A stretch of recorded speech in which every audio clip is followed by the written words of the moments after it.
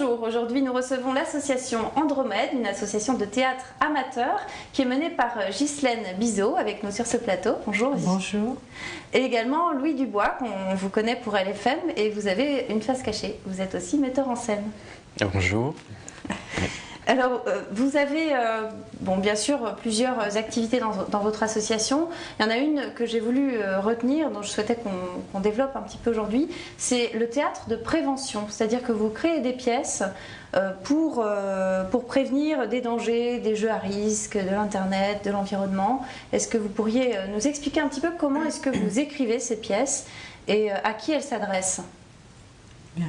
Je vais peut-être parler puisque j'en suis l'auteur. Voilà. Donc, oui, ces pièces sont en fait ont pour objectif de mettre le point sur un danger pour les enfants et de faire passer un message sans que ce soit moralisateur. Donc nos acteurs sont de jeunes acteurs, ce sont des adolescents. De grands adolescents, voilà. Voire des adultes. Voilà, voire des adultes. Ils peuvent avoir 20 ans. Non, oui, enfin pas. bon. Et donc, en fait, le message passe très bien parce que les jeunes se reconnaissent au travers du discours qui est dit. Alors, il y a plusieurs pièces qui ont déjà été réalisées. Foulard, Sois capable de dire non, ou encore Rire ou prévenir, pourquoi choisir ? Comment c'est venu le choix d'une thématique ? Parce que finalement, il y a tellement de choses à dire dans la prévention. Qu'est-ce qui vous a amené à d'abord parler du foulard, par exemple ? On n'a pas fini, de toute façon, dans le domaine de la prévention. Ce qui nous a amené à parler du foulard, c'est qu'on a entendu un témoignage qui nous a touchés. Et on s'est dit que pour prévenir, parce que cette personne disait que les enfants jouaient au jeu du foulard parce qu'ils n'étaient pas avertis des dangers. Et donc on s'est dit que pour prévenir, c'était peut-être un moyen de faire passer par le théâtre. Donc on a commencé avec le jeu du foulard et puis ensuite on a continué. Voilà. Maintenant on en est à Internet. Alors Louis, comment ça se passe la mise en scène avec des ados qu'il faut cadrer, j'imagine ? Ils sont parfois un peu débordants d'énergie, mais non, c'est une équipe avec qui on a l'habitude de travailler, puisqu'ils faisaient du théâtre avant, on les a pris parce qu'ils étaient tous un peu confirmés déjà, donc c'est surtout assez facile de travailler avec eux. Alors là, il y a une pièce que vous préparez actuellement qui s'appelle Internet, attention danger. C'est sur une jeune fille qui chatte sur Internet et qui fait une mauvaise rencontre.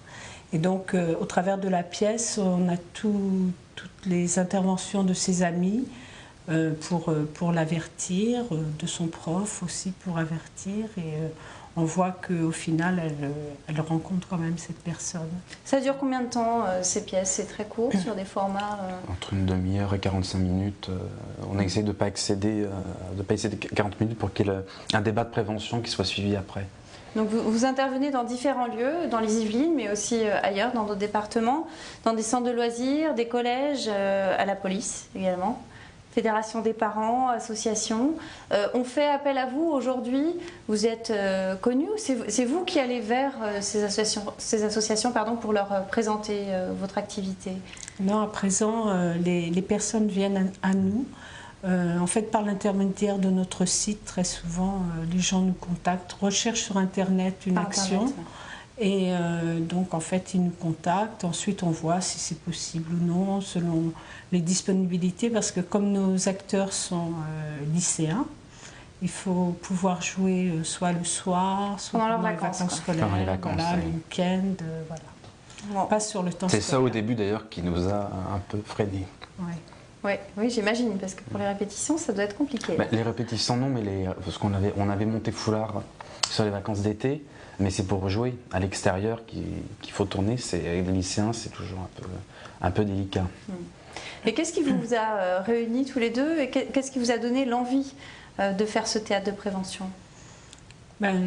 D'abord, ce qui nous a réunis, on se connaissait parce que Louis jouait dans une troupe de théâtre avec mes enfants. Donc ensuite j'ai eu envie de créer une troupe pour enfants et Louis m'a dit je te suis, donc voilà, c'est comme ça qu'on a démarré.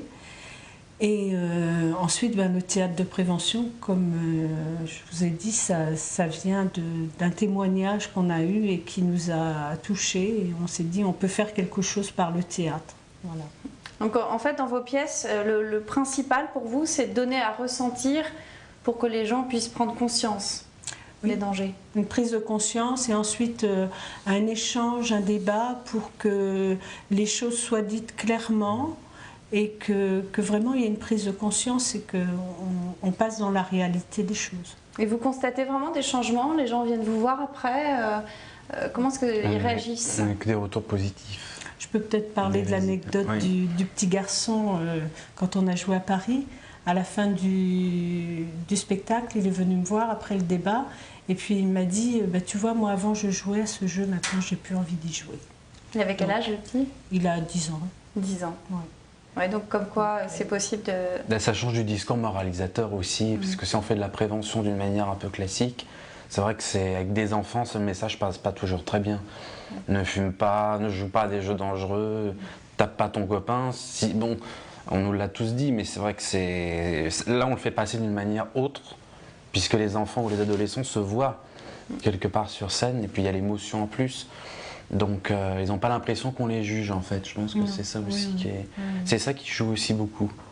Alors on va pouvoir lire les pièces que vous avez écrites bientôt aux éditions Micmac. Voilà. Hein, les 3 pièces sur le foulard, sur le rire ou prévenir, pourquoi choisir, et Internet, attention danger. On pourra les retrouver donc aux éditions Micmac à partir du 13 mai 2011. Voilà. Là, c'est un jeune éditeur qui s'appelle Guillaume Wiedemann, qui a 23 ans, qui a décidé de vous suivre. Oui. Ça s'est fait tout de suite, ça, la rencontre avec un éditeur? Oui, ça s'est fait très rapidement. En fait, je lui ai déposé mes textes et il m'a rappelé très très rapidement pour me dire qu'il était intéressé et qu'il éditait ces 3 pièces. Alors, vous faites également des pièces classiques dans la compagnie. Hein, vous abordez d'autres répertoires, pas seulement de prévention. Là, actuellement, vous avez plusieurs bébés sous couveuse ou On a plein, on a les Fourberies de Scapin en théâtre classique, on a la Soupière en boulevard, la Soupière de Robert Lamoureux. Le Bon Petit Diable. Le Bon Petit Diable, et puis une création de Ghislaine aussi, qui est... L'envol des livres. L'envol des livres. L'envol des livres, ça c'est vous qui l'avez écrit? Oui. Oui. Ça parle de quoi? C'est une petite pièce. Ça parle du plaisir de lire en fait. C'est une petite pièce que j'ai écrite pour être jouée dans une bibliothèque. Donc en fait avec un public très, très réduit. Et plus largement, quelles sont vos ambitions pour la compagnie Andromède dans 10 ans? Vous souhaiteriez que ça ressemble Être toujours là, déjà. Continuer à être heureux de partager avec les gens, parce que c'est notre désir le plus fort. En nombre de troupes, on est pratiquement là, arrivé à saturation, au maximum, dans le bon sens du terme. Vous êtes combien d'acteurs? D'acteurs, à peu près. Une trentaine. Une trentaine. Oui. Si on cumule tout, oui, une trentaine. Bien. Mais écoutez, merci beaucoup de nous avoir rejoints. Je propose qu'on regarde tout de suite un petit extrait d'une des pièces sur le théâtre de prévention. J'ai pas envie de parler. Allez, vite ton écharpe. Ah, touche pas mon foulard. Lâchez-moi. Mais ne touche pas. Un repli stratégique s'impose sur les passes d'abord. Est-ce que j'ai peur pour toi? Je suis ton pote. J'ai envie que tu reviennes, j'ai envie que tout redevienne comme avant. Mais pourquoi tu veux que tout redevienne comme avant? Ouais, c'est vrai. On prend le risque. Et j'aime ça. En ce moment, je ne pense qu'à ça. Il faut que t'arrêtes ça. Non, Maurice, je n'arrêterai pas. J'ai mal à la tête. Qu'est-ce que t'as? C'est sur mon foulard, faut que t'arrêtes. Eh les gars, venez. C'est Tommy, il a eu un accident. Il était mort. On a retrouvé Tommy trop tard. Il avait trop pris de risques. Il n'avait pas réussi à les contrôler. Il s'était cru plus fort que tout, plus fort que la vie, plus fort que la mort. Alors Ghislaine, parce que c'est vous qui avez écrit ces pièces, vous avez un passé d'enseignante, vous avez été pendant 20 ans enseignante en classe, également maître formateur auprès de l'IUFM. Ça vous aide vraiment pour écrire? Ah ben oui, parce que ça me donne l'approche pédagogique en fait. Hein. Et puis ça m'aide parce que j'ai eu un contact très important avec les enfants, donc je comprends un petit peu comment ils fonctionnent. Et, vous avez déjà vu toutes les scènes quelque part? Il y en a qui sont inspirés de ton vécu d'ailleurs. Exactement, oui. Donc oui, bien sûr, ça m'aide. Certainement que si je n'avais pas été enseignante, ce serait différent. Et dans votre parcours d'enseignante, justement, vous avez vécu, on pourrait dire des drames, c'est-à-dire vous avez déjà eu affaire à des enfants, par exemple, qui sont vraiment allés très loin avec ce jeu du foulard ou... Moi, je n'ai pas été confrontée à ce problème du jeu de foulard.